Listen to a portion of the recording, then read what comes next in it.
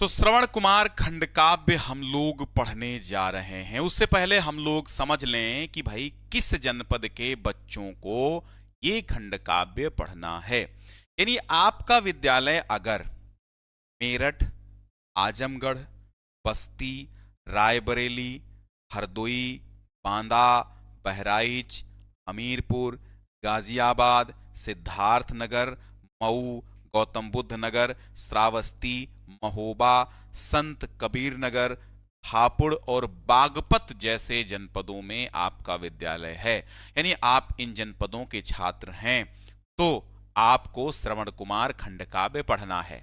आपके जनपद में माने ये जो श्रवण कुमार खंडकाव्य है जिन जनपदों में पढ़ना है उसकी लिस्ट ऑलरेडी थंबनेल पे भी लिखी हुई है। थंबनेल पे भी जनपदों के नाम लिखे हैं, वहां भी देख सकते हैं। और बाकी मैंने आपको बता भी दिया है कि भाई कहाँ कहाँ के जनपद के बच्चे श्रवण कुमार खंडकाव्य पढ़ेंगे। मेरठ, आजमगढ़, बस्ती, रायबरेली, हरदोई, बांदा, बहराइच, हमीरपुर, गाजियाबाद, सिद्धार्थनगर, मऊ, गौतम बुद्ध नगर, श्रावस्ती, महोबा, संत कबीर नगर, हापुड़ और बागपत के जो बच्चे हैं वो श्रवण कुमार खंडकाव्य पढ़ेंगे। तो आइए हम समझाते हैं। अच्छा, श्रवण कुमार तो जानते हो कौन है? माता पिता के जो परम भक्त हैं वो श्रवण कुमार हैं। श्रवण कुमार को बाण कौन मारता है ये भी आपको पता है। राम के पिता जो दशरथ होते हैं ये श्रवण कुमार को बाण मार देते हैं धोखे से और उनकी मृत्यु हो जाती है। श्रवण कुमार के जो माता पिता हैं वो अंधे हैं, उनको दिखाई नहीं देता है। तो आपने पहले भी पढ़ा था कि मणि खोए भुजंग सी जन्नी, फंसा पटक रही थी शीस, अंधी आज बनाकर मुझको किया न्याय तुमने जगदी। तो ये श्रवण कुमार के अंधे माता पिता हैं। श्रवण कुमार इनको तीर्थ यात्रा कराने लेके जाते हैं, वो बना करके, जिसको क्या बोलते हैं, पालकी टाइप में, है ना। तो वो कांवर बना के ले जाते हैं माता पिता को बिठा करके तीर्थ यात्रा कराने। लेकिन जंगल में उनको प्यास लगती है तो श्रवण कुमार जलाशय में जल भरने के लिए जाते हैं, परंतु वहां पे बर्तन की आवाज आती है। तो राजा दशरथ शिकार खेलने आते हैं, तो उन्हें लगता है कि कोई हिरण है या जानवर है, तो उसको बाण मार देते हैं। शब्दभेदी बाण मारते ही वो जाके श्रवण कुमार को लग जाता है, श्रवण मर जाते हैं। श्रवण कुमार मरने से पहले बताते हैं कि आप ऐसा करिए कि हमारे माता पिता प्यासे हैं तो आप उनको पानी पिला दीजिए। तो पानी लेके जाते हैं, चूंकि माता पिता को दिखता नहीं है तो उन्हें पानी पिलाने के बाद सारा दृष्टांत बताते हैं। तो वो भी श्राप देते हैं, जैसे मेरी दशा है वैसे तुम्हारी भी होगी। तो कुछ लोग ऐसा भी मानते हैं कि हाँ, उन्हीं के शाप के वश के कारण ये जब इनके बच्चे राम, लक्ष्मण, सीता ये सब वन चले जाते हैं तो दशरथ भी अपने प्राण त्याग देते हैं पुत्र के अभाव में, मतलब पुत्रों की अनुपस्थिति। ठीक है, तो चलिए बाकी चीजें आप जानते ही हैं कि सबसे बड़े अगर माता पिता के भक्त कोई थे और हुए हैं तो वो श्रवण कुमार जी थे। सबसे पहले हम समरी पढ़ते हैं। यहां से आपसे क्वेश्चन पूछ सकता है कि श्रवण कुमार खंड काव्य का कथानक बताइए, श्रवण कुमार खंड काव्य का सारांश लिखिए, श्रवण कुमार खंड काव्य का सार लिखिए, श्रवण कुमार खंड काव्य की कथा वस्तु लिखिए, या श्रवण कुमार खंड काव्य की कहानी अपने शब्दों में लिखिए। ठीक है, तो ये सब बातें एक ही चीजें हैं। समरी, कहानी, सारांश, स्टोरी, कथा वस्तु, कथानक एक ही चीज, कुछ और नहीं है, एक ही चीज के पर्यायवाची हैं। तो श्रवण कुमार खंड काव्य का सारांश लिखने से पहले एक मोटी सी हेडिंग डालना है आपको, श्रवण कुमार खंड काव्य का सारांश जैसे लिखी है। फिर आप लिखना श्रवण कुमार खंड काव्य डॉक्टर शिव बालक शुक्ल द्वारा रचित है। तो आपको जरूर है लेखक का नाम याद करना जरूरी है। फिर आपने पढ़ा ही क्या, अगर आपको उस खंड काव्य के रचयिता लेखक का नाम नहीं पता है, इसका मतलब आपने खंड काव्य को शुद्ध तरीके से अध्ययन नहीं किया है। ठीक है, तो खंडकाव्य के रचयिता अथवा लेखक का नाम आपको स्मरण होना चाहिए, अन्यथा कोई बात नहीं है, लेकिन दिक्कत हो सकती है यह कि भाई आपने क्या पढ़ा है जब आपको पता ही नहीं है लेखक का नाम। तो डॉक्टर शिव बालक शुक्ल जी इसके लेखक हैं। प्रथम सर्ग के प्रारंभ में, पहले सर्ग, स्टेप बाय स्टेप हर सर्ग की आप समरी लिख देंगे। जरूरी नहीं जैसे मैंने पॉइंट बनाया ऐसा मत बनाइए, आप कथा के हिसाब से लिख दीजिएगा, एक में मिला के, कोई दिक्कत नहीं। या खंड वाइज भी आप लिख सकते हैं, प्रथम सर्ग का सारांश, द्वितीय सर्ग का सारांश, हेडिंग डाल के। तो प्रथम सर्ग के प्रारंभ में अयोध्या का वर्णन किया गया है। प्रथम सर्ग में ही राजा दशरथ शिकार की योजना बनाते हैं, बस इतना है प्रथम सर्ग में। द्वितीय सर्ग में, खंड काव्य के द्वितीय सर्ग है, स्वर्ग नहीं भाई साहब, सर्ग है। द्वितीय सर्ग में आश्रम का वर्णन है, ये आश्रम सर्ग कहलाता है। आश्रम का वर्णन है जहां श्रवण कुमार एवं उनके अंधे माता पिता शांत एवं सुखमय जीवन बिता रहे हैं। साथ ही पशु पक्षियों कीट पतंगों की शत्रुहीनता का उल्लेख किया गया है कि कोई शत्रु नहीं है, वहां गऊ और शेर एक घाट का पानी पीते हैं। तृतीय सर्ग में क्या होता है? तृतीय सर्ग जो है वो आखेट सर्ग है, माने शिकार सर्ग है। आखेट का वर्णन किया जाता है। महाराज दशरथ भोजन करने के पश्चात आखेट का विचार करते हैं। ठीक है, आखेट का विचार करते हैं और भोजन करने के पश्चात क्या करते हैं? आखेट माने शिकार का विचार करते हैं। पहले शौक शौक में मार देते थे ना जानवरों को, मजा आता था। नहीं मतलब मांस खाते थे, नहीं भी खाते थे तो मांस खाना ये तो प्रूफ नहीं हम कर सकते, लेकिन ये प्रूफ कर सकते कि हां लोग मौज मौज में जीव हत्या कर देते थे आनंद के लिए। शौक पहले आजकल का जैसे शौक है, आप सिनेमा देखते हैं, आप मूवी देखते हैं, फिल्में देखते हैं, रील्स देखते हैं, आप क्रिकेट खेलते हैं, तो तब राजा महाराजाओं के शौक ये हुआ करते थे। कोई चौसर खेलता था, कोई जुआ खेलता था, कोई नृत्य वगैरह करवाता था, नर्तकियों को नचवाता था, कोई आखेट खेलता था। शिकारी बहुत अच्छे, मतलब शिकार उनका बड़ा प्रिय खेल हुआ करता था। जीव हत्या हो तो होने दो, मतलब हम शिकार में मौज लेंगे। तो भोजन करने के पश्चात मजा आया कि चलो यार आनंद लिया जाए, शिकार खेला जाए, आखेट किया जाए। तो आखेट का विचार करते हैं रात्रि के चौथे पहर में। अब समझो, रात्रि के चौथे पहर में आखेट की इच्छा प्रकट की, माने शिकार की इच्छा प्रकट की। उन्होंने सपना देखा कि एक हिरण का बच्चा उनके बाण से मर गया और हिरनी खड़ी आंसू बहा रही है। प्रातः होते ही राजा दशरथ शिकार के लिए चल पड़े और धनुष बाण संभालकर जंगली पशुओं की प्रतीक्षा करने लगे। देखो, सपना देखा और फिर शिकार खेलने गए। चौथे सर्ग में श्रवण कुमार का वर्णन किया गया है। माता पिता को प्यास लगने के कारण श्रवण कुमार जल लेने नदी के तट पर गए। जल भरने के लिए घड़े को जैसे ही डुबोया, ठीक है, कुलकुल नाद हुआ। उसकी ध्वनि किसी वन्य पशु की आवाज समझकर दशरथ ने शब्द बेधी बाण चला दिया। शब्द बेधी बाण का मतलब होता था कि केवल वो वॉइस को टारगेट करते थे, कहां से आवाज आ रही है, उस आवाज को टारगेट करके मारते थे बाण। तो जहां से आवाज आई वहीं पे बाण लगता था। शब्द को बेधने वाला बाण, जहां से आवाज आ रही वहां पर बेध देना, ये कला होती थी। तो शब्द बेधी बाण चला दिया। जब शब्द बेधी बाण चला दिया तो बाण क्या किसको लगा? भाई कोई जानवर तो था नहीं। शब्द कहां से आ रहा था? श्रवण कुमार के बर्तन से आ रहा था। वहीं जाकर के श्रवण कुमार के सामने उनको ही लग गया, श्रवण कुमार के बाण लग गया। तो दशरथ ने जब शब्दवेदी बाण चढ़ाया तो किसको लगा? श्रवण कुमार को। धरती पर गिर पड़े मूर्छित होकर के। दशरथ के बाण से घायल श्रवण नदी के तट पर पड़ा था। माता पिता की चिंता में व्याकुल और बिलख बिलख कर कह रहा था कि मेरे असहाय अंधे माता पिता का भविष्य क्या होगा? कोई तो उनको पानी पिला दे, कोई तो उनका संरक्षक होगा, मैं तो जा रहा हूं। पांचवें सर्ग में क्या होता है? दशरथ के अंतर्द्वंदों का चित्रण हुआ है। पश्चाताप करते हुए, अपराध की गंभीरता और क्षमता पर विचार करते हुए श्रवण कुमार के आश्रम पर पहुंचते हैं कि क्या होगा, मैंने मार दिया है इनके बच्चे को, मैं पानी लेके जाऊंगा, क्या होगा? तो विचार करते हुए श्रवण कुमार के आश्रम पर पहुंचते हैं। छठे सर्ग में क्या होता है? श्रवण कुमार के वृद्ध माता पिता की असहाय स्थिति तथा ममता भरे वात्सल्य का वर्णन वहां पर नजर आता है। श्रवण कुमार के माता पिता श्रवण कुमार के आने की प्रतीक्षा में व्याकुल हैं। दशरथ के पैरों की आहट सुनकर वे कहते हैं, कृपया जल दीजिए। दशरथ जब जल देते हैं तो वो उनका परिचय पूछते हैं। साथ ही कहते हैं कि आपके शुभ आगमन से मेरा आश्रम पवित्र हो गया, मेरा पुत्र भी जल लेकर आता ही होगा। अब उन्हें क्या पता था कि मेरे पुत्र को तो इसने खत्म कर दिया है, जल लेकर आता ही होगा। सप्तम सर्ग में क्या होता है? श्रवण कुमार के माता पिता के द्वारा जब ये जान पाते हैं उनके माता पिता, उन्होंने पूरी कथा सुनाई तो अभिशाप दे देते हैं। तो दिए गया अभिशाप का वर्णन है। करुण रस का परिपाक हुआ है। श्रवण कुमार के माता पिता श्रवण कुमार की पूर्व स्मृतियों को दोहराकर करुण विलाप करते हैं और कहते हैं कि पुत्र अब हमारे लिए जल कौन लाएगा, वृद्धता का सहारा कौन बनेगा। अंत में कुमार दशरथ को शाप देते हुए कहते हैं कि जो बबूल लगाएगा उसको आम कैसे मिल सकता है।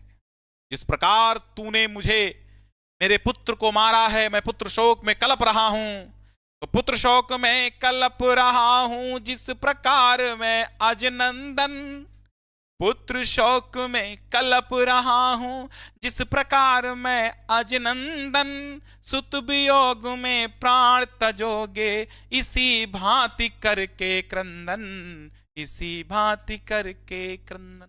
शाप दे देते हैं कि अरे जैसे मैं पुत्र वियोग में कलप रहा हूं, तड़प रहा हूं, हे अजनंदन, हे दशरथ, तुम भी मेरी भांति पुत्र के वियोग में ही प्राण तजोगे। शाप सुनकर बहुत दुखी होते हैं और शाप सुनकर के दशरथ कांप जाते हैं। अष्टम सर्ग में क्या होता है? अभिशप्त दशरथ दुखी है, सारथी भी शोक संतप्त है, पिता क्रोध के वशीभूत होकर दशरथ को श्राप देने के लिए पश्चाताप करते हैं, परंतु अब शाप निवारण के लिए कोई उपाय नहीं है। शाप तो क्रोध में आकर दे दिया माता पिता ने श्रवण कुमार के, बाद में फिर से पश्चाताप कर क्या किया मैंने, परंतु अब शाप वापस तो आएगा नहीं। बंदूक से निकली हुई गोली और मुंह से निकली हुई बोली कभी वापस नहीं आती। इसलिए जब भी आप बोलें उससे पहले तोलें, पहले तोल लो फिर बोल लो। ये फिल्मी डायलॉग भी है, तो पहले तोलना चाहिए फिर बोलना चाहिए कि मैं बोलने क्या जा रहा हूं। बोलकर सामने वाले के वो बाण कहां चुभेगा। तो ये तराजू तोलिए तब मुख बाहर आनी, अन्यथा बंदूक की गोली वापस नहीं आती जैसे, वैसे की बोली भी बोलने के बाद वापस नहीं आती। नहीं, आजकल के नेता वो अपना बयान वापस ले लेते हैं, पहले किसी को गाली दो फिर तो नहीं मैं अपना बयान वापस ले रहा हूं। ये भाई कौन सी बात हुई? तो किसी को गोली मारो और वो मर जाए, फिर उसका प्राण वापस कर सकते हो क्या? इसी तरह बंदूक से निकली हुई गोली और मुंह से निकली हुई बोली कहावत में भले ही आप वापस ले नहीं है। अब क्या करें भाई, श्राप दे दिया पुत्र मोह में। अंत में श्रवण दिव्य रूप में पिता को आश्वस्त करता है, साथ ही माता पिता भी आवागमन के बंधनों से मुक्त हो जाते हैं, अर्थात वो अपना शरीर छोड़ देते हैं। श्रवण कुमार स्वर्गलोक को चल पड़ता है, साथ ही श्रवण कुमार के माता पिता सूत द्वारा निर्मित चिता पर प्राण दे देते हैं, उनकी जीवात्मा ब्रह्म में लीन हो जाती है। नवम सर्ग में उपसंहार सर्ग है। उदास दशरथ सारथी के साथ अयोध्या लौट आते हैं। लोक अपवाद के भय से, लोक अपवाद के भय से, भाई से नहीं भाई साहब, भय से, यह घटना कोई किसी से नहीं कहता, किंतु राम वनगमन के समय मृत्यु के कुछ पहले दशरथ को मुनि का शाप याद आता है और वो कौशल्या से कहकर अपने मन की व्यथा को दूर कर देते। तो ये 9 सर्गों में कुछ ऐसी कथा है, ऐसा सारांश है। तो सुपर मेमोरी ट्रिक में बताता हूं जिससे आपकी मेमोरी में फीड हो जाएगा, ये कभी नहीं भूलेंगे। और समरी टाइप में 80 से 100 शब्दों में लिख देंगे, क्योंकि वहां टाइम एग्जाम में होता नहीं है और लंबा सा इतना लिख नहीं पाएंगे, तो इसीलिए मैं शॉर्ट करके और अपने शब्दों में आप अपने भावों में लिख सकते हैं।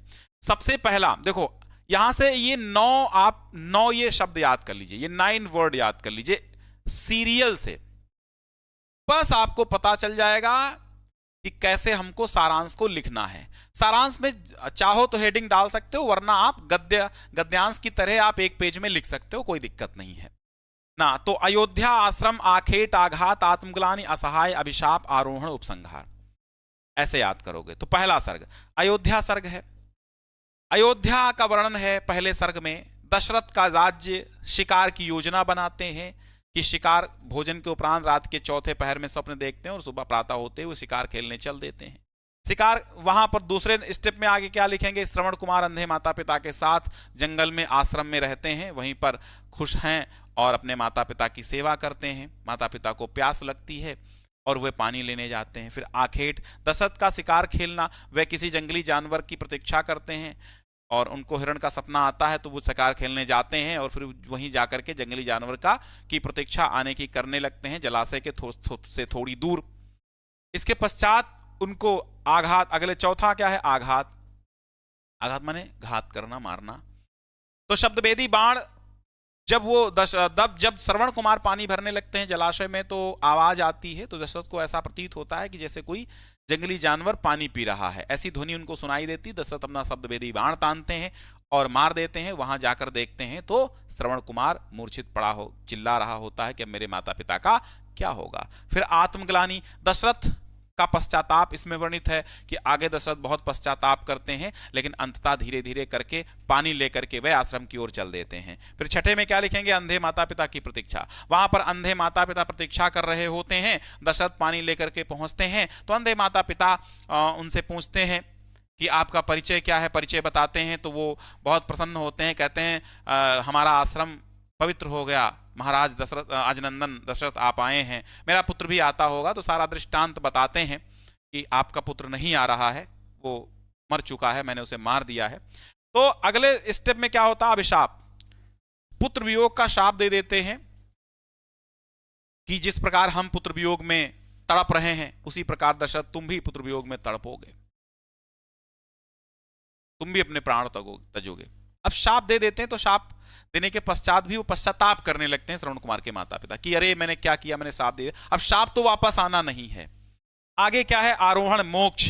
श्रवण कुमार का इसके पश्चात, श्रवण कुमार श्राप के पश्चात क्या होता है, श्रवण कुमार दिव्य रूप धारण करके आते हैं और माता पिता को ढांढस बंधाते हैं, धैर्य बंधाते हैं। माता पिता भी सूत द्वारा तैयार की गई चिता पर प्राण दे देते हैं और वो भी ब्रह्म में लीन हो जाते हैं। उपसंहार में दशरथ मौन रहते हैं, यानी यह दृष्टांत दशरथ किसी को नहीं बताते हैं। उस दिन के बाद किसी को नहीं बताते हैं, स्वयं को और उनके सारथी को यह दृष्टांत ज्ञात होता है और कोई नहीं जानता है। अंत में जब राम वियोग में वह तड़प तड़प अपने प्राण त्याग रहे होते हैं तो अपने मन की व्यथा को, उस शाप के बारे में कौशल्या को सुनाते हैं। यहीं पर इस खंडकाव्य की समाप्ति हो जाती है। तो इस तरह आपको बहुत ही शॉर्टकट में हमने समझाया, बहुत अच्छे से समझ में आ गया होगा, मुझे ऐसा प्रतीत होता है। एक बार स्क्रीनशॉट ले लीजिए और इसी तरह आप ट्रिक से याद कर लीजिएगा और 80 शब्दों में आप लिख दीजिए, 80 से 100 शब्द हो जाए कोई दिक्कत नहीं है। अब जो है इससे ज्यादा इंपॉर्टेंट चीज है चरित्र चित्रण। ठीक है, चरित्र चित्रण जो है वो सबसे पहले तो सबसे बड़ा इंपॉर्टेंट चरित्र चित्रण है श्रवण कुमार में, खुद श्रवण कुमार का चरित्र चित्रण। श्रवण कुमार खंड काव्य में श्रवण कुमार मुख्य पात्र हैं। उनका चरित्र एक आदर्श बालक का चरित्र है। श्रवण कुमार स्वयं ही नायक हैं कथा के, खंड काव्य के। श्रवण कुमार के चरित्र की विशेषताएं इस प्रकार हैं, लिखिए। नंबर 1, शांत गंभीर स्वभाव। तो श्रवण कुमार मात्र पितृ भक्त बालक हैं। श्रवण कुमार के माता पिता भी तपस्वी हैं। आश्रम के शांत और पवित्र वातावरण में उनका पालन पोषण हुआ, अतः माता पिता के संस्कारों और आश्रम के वातावरण का उसके जीवन पर प्रभाव पड़ना स्वाभाविक है। फिर दूसरा, आत्मज्ञानी। श्रवण कुमार अभी बालक ही हैं, किंतु माता पिता के संस्कारों के कारण उसको आत्मज्ञान हो चुका है। वो मृत्यु की अनिवार्यता को समझता है कि मृत्यु तो एक दिन आनी ही है। ठीक है, मृत्यु तो एक दिन आनी है। जिंदगी तो बेवफा है, एक दिन ठुकराएगी। मौत महबूबा है, अपने साथ लेकर जाएगी। तो मौत तो आनी है, अटल है, सत्य है, उसे हम नहीं भुला सकते। इस दुनिया में जो भी प्राणी, जो भी जीव जन्मा है वो मरा जरूर है। तो आत्मज्ञानी है, श्रवण कुमार को ये पता है। फिर आगे लिखेंगे पितृभक्त। पितृभक्त का मतलब होता है माता पिता दोनों के भक्त। श्रवण के चरित्र की सबसे बड़ी विशेषता उसकी पितृभक्ति है। वो प्रातःकाल उठते ही श्रद्धा भक्ति पूर्वक माता पिता को प्रणाम कर उनकी सेवा में जुट जाता है। अपने माता पिता से उसे प्राणों से भी अधिक प्रेम है। दशरथ के बाण से घायल होकर भी उसे अपने प्राणों की चिंता नहीं है कि मैं मर रहा हूं। उसे यह चिंता है कि मेरे माता पिता का क्या होगा। इसकी चिंता है कि अब उसके माता पिता की सेवा कौन करेगा। माता पिता की सेवा और प्रसन्नता के लिए उसने अपना जीवन अर्पण कर दिया था। इसके बाद अगला जो हेडिंग डालेंगे वो डालेंगे कि तपस्वी और ओजस्वी। श्रवण कुमार संयमी है, तेजस्वी है, ओजस्वी भी है और तपस्वी भी है। इसलिए मरते समय भी उसके शरीर में ऐसा तेज दिखाई पड़ता है जिससे उसके त्याग, तपस्या आदि गुण स्पष्ट हो जाते हैं। फिर है कर्मवादी, अगली हेडिंग। तो श्रवण कुमार कैसा है? श्रवण कुमार भाग्यवाद में विश्वास रखता है। भाग्यवादी होते हुए भी वो कर्म में विश्वास रखता है कि मनुष्य का छोटा बड़ा अथवा ऊंच नीच होना उसके कर्मों पर डिपेंड करता है, उसके कर्मों पर आधारित होना चाहिए। किसी विशेष कुल अथवा विशेष जाति में जन्म लेने से कोई बड़ा या छोटा नहीं माना जाना चाहिए। ऊंचे कुल क्या जन्मिया जे करनी उच्च न होए, और सुबरन कलश सुरा भरा साधु निंदा सोए। ऊंचे कुल में जन्म लेने से कोई ऊंच नहीं हो जाता है। जैसे सोने के कलश में अगर मदिरा भरी हो तो वो पीने लायक नहीं होती। सोने के कलश में आप शराब भर देंगे तो क्या वो पी जा सकती है? वो कभी नहीं पी जा सकती, भले ही घड़ा सोने का क्यों ना हो। इसी प्रकार आप कितने भी महान परिवार के हों, लेकिन आप में महानता के गुण नहीं है, आप नीच कर्मों में लीन हैं, तो आपको कोई ना माफ करेगा ना कोई कानून आपको छुड़ा पाएगा। कानून में जिस दिन फंसेंगे, जिस दिन आपको दंड कानून देगा, तो आपको जेल तो जाना पड़ेगा, भले ही आप ऊंचे कुल के हों। जब करनी आपकी कर्म उच्च नहीं है तो बेकार है, आप उच्च नहीं है। ठीक है, तो वर्णों और जातियों की व्यवस्था कर्म के आधार पर होनी चाहिए, ऐसा श्रवण कुमार का मानना है। इसके बाद क्षमाशील है। श्रवण क्षमाशील क्यों है? क्योंकि अपना बड़े से बड़ा अपकार करने वाले व्यक्ति को भी वो क्षमा कर देता है। क्योंकि दशरथ ने उसे बाण मारा, बाण से घायल कर दिया है, तथापि वो दशरथ को क्षमा कर देता है, वो उसे श्राप नहीं देता है। ठीक है, संतोषी। श्रवण कुमार मुनि कुमार है, मुनियों के समान ही उसमें गुण है। यथालाभ संतुष्ट रहता है, जो कुछ मिल जाए उसी में संतुष्ट है। उसकी आवश्यकताएं बहुत सीमित हैं। वो तिन्नी के चावलों से अपना जीवन निर्वाह करता है। वलकल वस्त्र पहनकर उसे सुंदर वस्त्रों की भी आवश्यकता नहीं है, तो वलकल वस्त्र पहनकर वो खुश रहता है। ठीक है, तो इस तरह आप 7 हेडिंग के आधार पर श्रवण कुमार का चरित्र चित्रण कर देंगे। कैसे? नंबर 1 शांत एवं गंभीर स्वभाव वाला, नंबर 2 आत्मज्ञानी, नंबर 3 पितृभक्त, नंबर 4 तपस्वी एवं ओजस्वी, नंबर 5 कर्मवादी, नंबर 6 समाशील, नंबर 7 संतोषी। अब अपने भाव में लिखेंगे तो कैसे लिखेंगे? पहली लाइन में क्या लिखेंगे चरित्र चित्रण में कि श्रवण कुमार खंड काव्य के आधार पर नायक श्रवण कुमार का चित्रण इस प्रकार है। इससे 1 लाइन 2 लाइन आपकी बढ़ गई। फिर डैश लगाइए, पहली हेडिंग डालिए शांत एवं गंभीर स्वभाव वाला, डैश लगाइए, लिखिए कि श्रवण कुमार शांत एवं गंभीर स्वभाव वाला है, खंड काव्य का नायक है, वो हमेशा शांत रहता है। बस हो गया अपने शब्दों में। 2-2 लाइन 3-3 लाइन लिख दीजिएगा, और 7 की हेडिंग में 21-22 लाइन हो जाएंगी तो पूरा पेज भर जाएगा, पेज से 1.5 पेज हो जाएगा। लिख देंगे आप ना। आत्मज्ञानी लिखेंगे, वो आत्मज्ञानी है, और आत्मज्ञ सर्वज्ञ, आत्मज्ञानी ही सर्वज्ञानी होता है। इसलिए श्रवण कुमार में श्रवण कुमार को आत्मज्ञान हो चुका है, वो समझता है कि मृत्यु अटल है, उसको तो आनी है। तो इस प्रकार आप लिख देंगे इन 7 हेडिंग के आधार पे। तो आप इसकी एक बार क्या लेंगे, एक स्क्रीनशॉट ले लीजिए श्रवण कुमार के चरित्र चित्रण का। ठीक है, चलो हो गया। एक और चरित्र, इसमें 2 चरित्र चित्रण आप तैयार कर लीजिए। वैसे इंपॉर्टेंट सबसे ज्यादा श्रवण कुमार का ही है, लेकिन दशरथ का भी एक बार देख लीजिए क्या जाता है। हेडिंग्स के आधार पे आप बना के लिख देंगे, कोई नहीं काटेगा, क्योंकि हेडिंग्स आपको आती हैं, तो इसका मतलब है कि आप कुछ ना कुछ तो पढ़े हैं और उसके बारे में आप जानते हैं। बस हो गया। नंबर 5 श्रवण कुमार खंड काव्य के आधार पर दशरथ का चरित्र चित्रण पढ़ना जरूरी है, क्योंकि जब श्रवण कुमार का नहीं आता है तो दशरथ का आ जाता है, लेकिन चरित्र चित्रण तो आना है। ये तो हम पहले बता चुके हैं कि खंड काव्य से सिर्फ चरित्र चित्रण और सारांश आते हैं, याद करेंगे तो और बेहतर है ना। तो दशरथ का चरित्र चित्रण लिखेंगे। डॉक्टर शिव बालक शुक्ल द्वारा रचित श्रवण कुमार खंड काव्य में दशरथ भी एक महत्वपूर्ण पात्र के रूप में, महत्वपूर्ण रूप में हमारे सामने आते हैं। उनके चरित्र की विशेषताएं इस प्रकार हैं। पहला, उच्च कुल में उत्पन्न, भाई राजा के कुल में उत्पन्न है। अज के पुत्र हैं दशरथ, राजा दशरथ राजवंश में उत्पन्न हुए, इक्ष्वाकु वंश में उत्पन्न हुए। पृथु, त्रिशंकु, सगर, दिलीप, रघु, हरिश्चंद्र और अज जैसे इतिहास प्रसिद्ध महान राजा इनके पूर्वज थे। इनका वंश इक्ष्वाकु वंश के नाम से प्रसिद्ध था, रघुकुल में जन्मे थे। ठीक है, क्योंकि देखो दिलीप के हुए, दिलीप के कौन हुए? दिलीप के पुत्र राजा रघु हुए, रघु के पुत्र अज हुए, अज के पुत्र दशरथ हुए। इसीलिए दशरथ को अजनंदन कहा जाता है ना। दिलीप ने तपस्या की तो रघु जैसा पुत्र पैदा हुआ, रघु ने भी तपस्या पुत्र के लिए की थी तो अज पैदा हुए, अज ने भी तपस्या की तो दशरथ पैदा हुए। बिना तपस्या के पुत्र नहीं होते थे, ऐसा लगता था। तो सब जगह यही वर्णन मिलता है कि उन्होंने तपस्या की पुत्र प्राप्ति के लिए।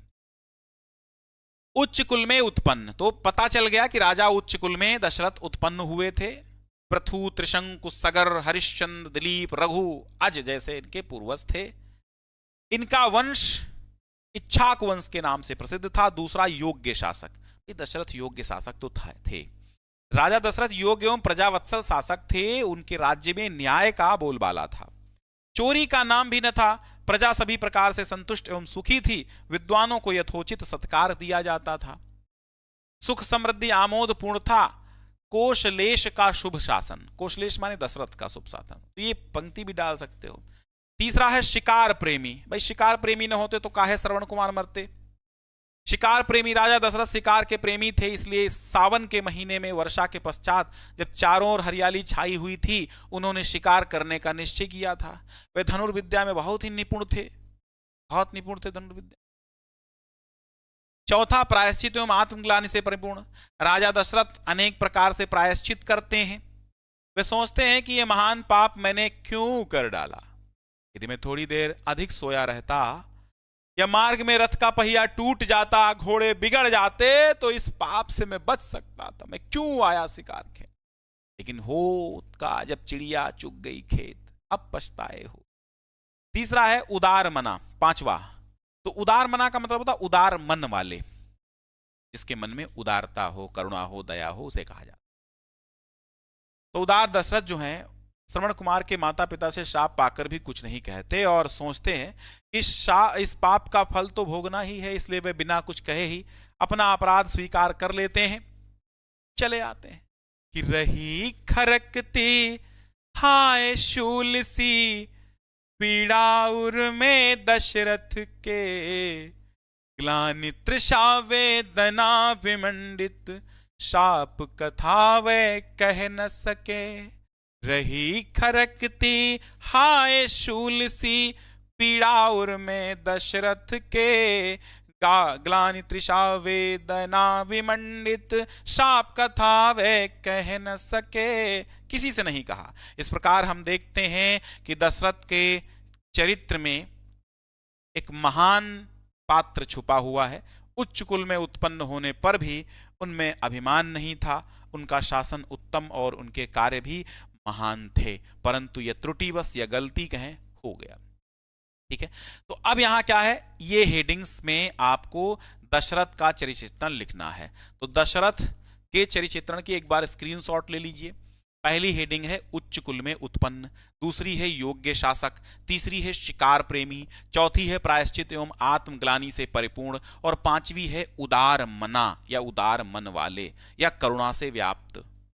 ठीक है, तो इसमें लिख देंगे उच्च कुल में उत्पन्न है, और बताया ना किसके किसके पुत्र हैं, मतलब किसके क्या है, किस किस वंशजों के पुत्र हैं, किस उनके वंशज कौन रहे हैं।